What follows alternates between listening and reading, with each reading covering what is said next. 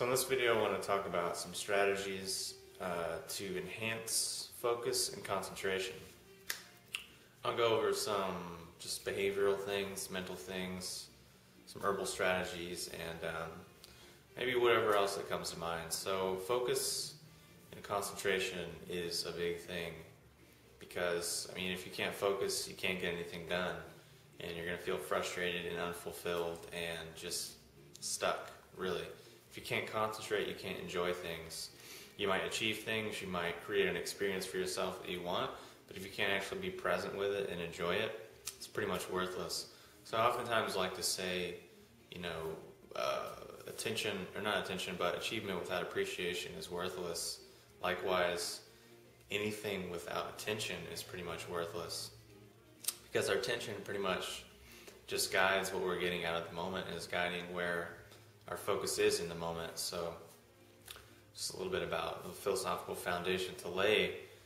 So the first thing for focus and concentration would be to eliminate distractions.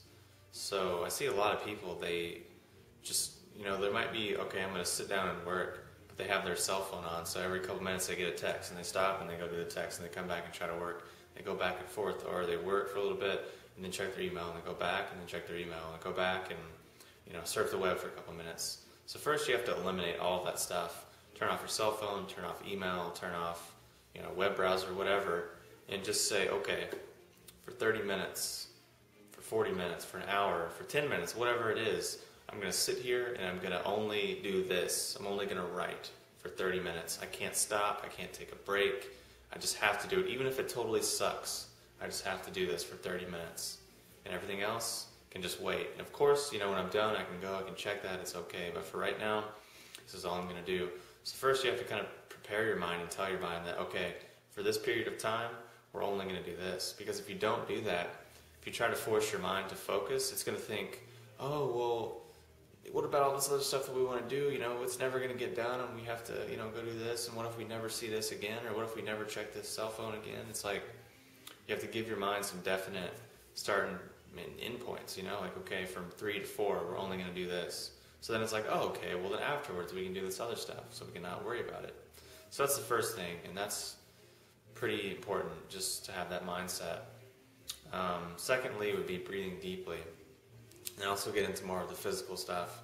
Just breathing deeply from your abdomen and just oxygenating your brain and focusing on your breath can help you concentrate and focus. So if you're sitting there reading, you're sitting there in class, or you're sitting there listening to something or watching something, you can just focus on your breath, focus on your breathing, and that will automatically help you concentrate.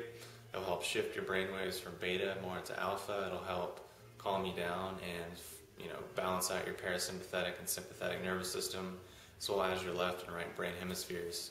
So that's an easy thing that you can do. It costs nothing, it's cheap, it's free, it's easy, it's simple. Do that. Let's see, meditation every day. Even just 5 or 10 minutes of meditation every day is crucial for concentration, for focus. For me, I like to do the 6 Healing Sounds, 6healingsounds.com, you can look that up. I like to do that every day. It takes like 10 minutes, and after that my parasympathetic and sympathetic nervous system is balanced. I feel calm, I feel peaceful, I feel like all the clutter from my mind is gone, and I can actually be empty my cup so I can fill it up with whatever is in front of me. If your belly's empty, it doesn't matter if your plate's full because you have nowhere to put it. If your belly's empty and your plate's full, then you can have somewhere to put the food, if that makes sense. So that's another thing, meditation every day. It's crucial because your mind is a muscle and you need to train it every day. You need to train it over time to be more focused and train it to be more calm, because we're habituated beings, and if we're conditioned and habituated to be ADD and all over the place and never focus, then there's no magic bullet. There's no pill that we can take that's going to make us focus, because it's just like a muscle. If you're used to standing with poor posture like this all the time, it's going to take time for you to actually be able to stand up and open your chest and roll back your shoulders and have good posture. It takes time and practice. You got to retrain your muscles, retrain your nervous system, and kind of reshape the clay. So that's another thing. For herbs, there's lots of stuff you can do for focus, for concentration. My favorite would be reishi mushroom. number one. Probably not a surprise there, but reishi is probably one of the most famous, one of the most revered, and one of the most renowned tonics for the mind, for the spirit, for the nervous system. As soon as you take it, it usually just starts to trip your brain waves more in from beta more into alpha, helps you just feel more in a meditative state, and just more in a meditative state all the time, even if you don't really practice. So that's what would come, number one for me. Schisandra would be a good one, because Schisandra is kind of a stimulant, but it's calming at the same time. So it gets your mind going, it gives you energy, but it calms you at the same time. So that's an interesting one. Holy basil, gynostemma, both of those would be good. But the herbal stuff is really just going to help. It's not a magic bullet, because no matter if you take a pound of herbs, but you're still typing for 5 minutes, checking your text messages, typing for 2 minutes, checking your text messages, no amount of herbs are really going to help you, because you're just frying your nervous system through your behavior. So you really need to take a look in the mirror and take responsibility and look at your actions and make sure that they're in harmony and they're in coherence with the end result that you're trying to create, and that being more focus and more concentration. Now obviously, if other things are in balance, herbs will supplement that and boost that, because they're tonics and they're going to tone up what's there, and they're going to help you as much as you're willing to help yourself.